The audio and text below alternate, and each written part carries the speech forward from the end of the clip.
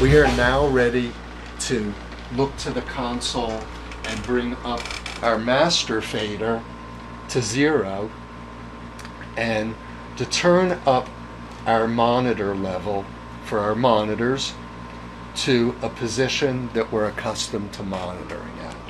Mixing on the analog board incorporates your skill sets in operating outboard gear and patching. So you need to ask yourself the question, do I know my way around the patch bay in order to do the kind of work that I'm doing? And if you don't, you need to spend more time with the patch bay, and so on and so forth with outboard gear. So what we're initially going to do is we're going to solo out tracks, and starting from our kick drum. If you wonder what to do on a board, think about the way that you process in your DAW and work backwards. Remember when DAWs came out, people who operated analog consoles took what they knew and applied it to working in Pro Tools. Now, for new engineers who have never worked on a console and analog tape, you will take the opposite approach. Take everything that you know about recording and mixing in a DAW and apply that to the analog. The kick drum first is going through this gate.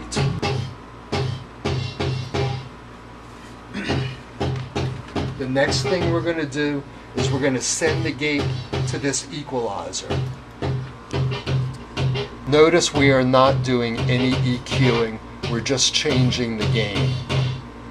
So just through gain staging, not EQing, can add substance to your signal.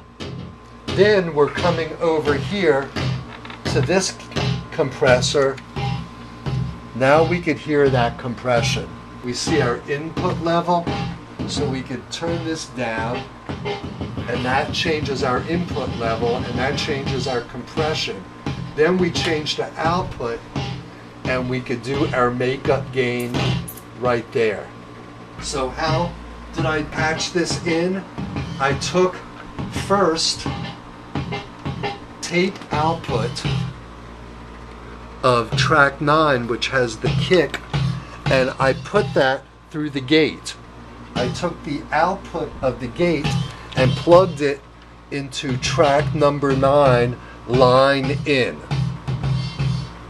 So I did that first. Now, from the sends and returns of bus 9 on the console, I patched that into the Focusrite input, and then out of the Focusrite into the DBX160.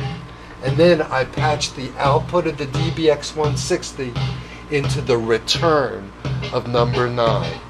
This is what signal path is all about. We just spoke about two entirely different signal paths. One, a direct path from the tape out, and another path through the sends and returns. Okay?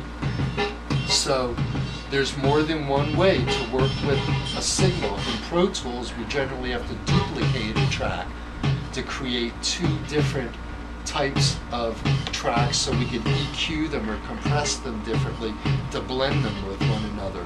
Here we could do it automatically.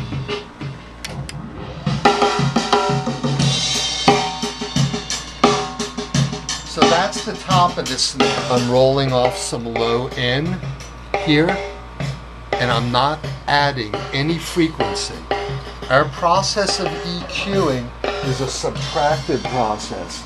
So we need to delete those bassy, muddying frequencies from the drum. Generally, adding EQ is not the approach that we want to take.